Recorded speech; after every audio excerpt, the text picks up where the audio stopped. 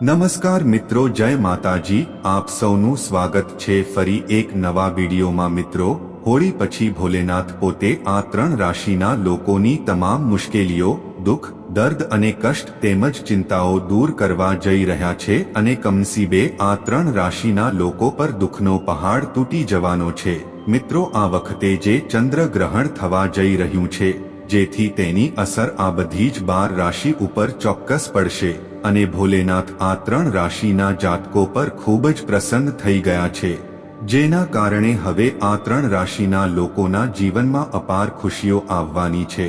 હોળી પછી આ 3 રાશિના લોકોનું જીવન બદલાઈ જશે અને 12 રાશિઓમાંથી 3 રાશિઓ એવી હશે કે આ હોળી પછી તેઓ કરોડપતિ તો બનશે જ, પરંતુ તેમના જીવનમાં સુખ, સમૃદ્ધિ અને ધનની વર્ષા થશે। તો મિત્રો, હોળી બાદ બની રહ્યો છે ડબલ ગજકેસરી યોગ। મિત્રો, જ્યોતિષ અનુસાર ચંદ્રમા 2.5 દિવસમાં રાશિ પરિવર્તન કરે છે, તેવામાં કોઈને કોઈ ગ્રહ સાથે યુતિ બને છે, જેનાથી વિવિધ પ્રકારના શુભ અને અશુભ યોગોનું નિર્માણ થાય છે। જ્યાં હોળીના દિવસે ચંદ્રમા કન્યા રાશિમાં રહી કેતુની સાથે યુતિ બનાવી રહ્યા છે, તેવામાં કેતુને કારણે ચંદ્ર ગ્રહણ લાગી રહ્યું છે। તો હોળી બાદ 27 માર્ચે ચંદ્રમા તુલા રાશિમાં પ્રવેશ કરી રહ્યા છે, તેવામાં તે ગજકેસરી યોગનું નિર્માણ કરી રહ્યા છે। મિત્રો, આ ગજકેસરી યોગ 3 રાશિઓને ભારે ફાયદો કરાવશે, તેથી જો તમારી પણ આ વિડીયોમાં બતાવેલ 3 રાશિમાંથી કોઈ રાશિ હશે તો તમને ચોક્કસથી મોટો લાભ થવાની પૂરી શક્યતા છે।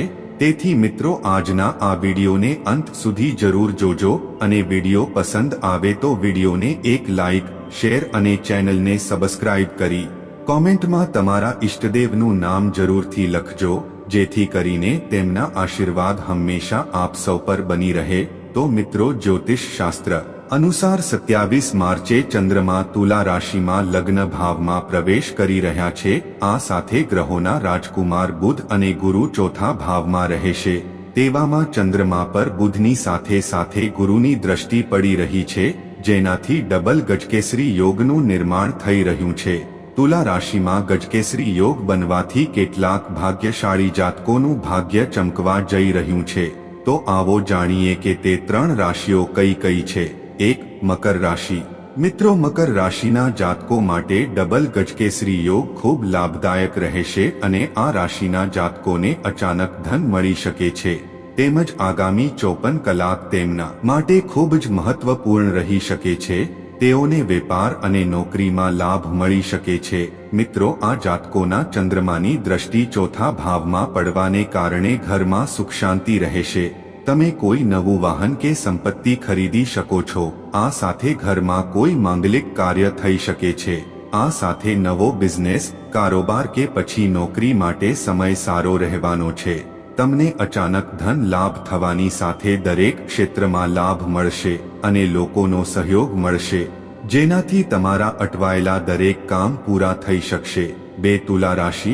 મિત્રો, આ રાશિના જાતકો માટે પણ ડબલ ગજકેસરી યોગ લાભકારી રહેશે, કેમ કે આ રાશિના જાતકોને ધન સંપત્તિની પ્રાપ્તિ સાથે અટવાયેલા કામ થવા જઈ રહ્યા છીએ અને ભગવાન શિવની કૃપાથી તમને દરેક ક્ષેત્રમાં અણધારી સફળતા પણ મળશે। મિત્રો, લગ્ન ભાવમાં ચંદ્રમા હોવાથી તમને માનસિક તણાવમાંથી મુક્તિ મળશે, તેમજ લવ લાઈફ પણ સારી રહેવાની છે।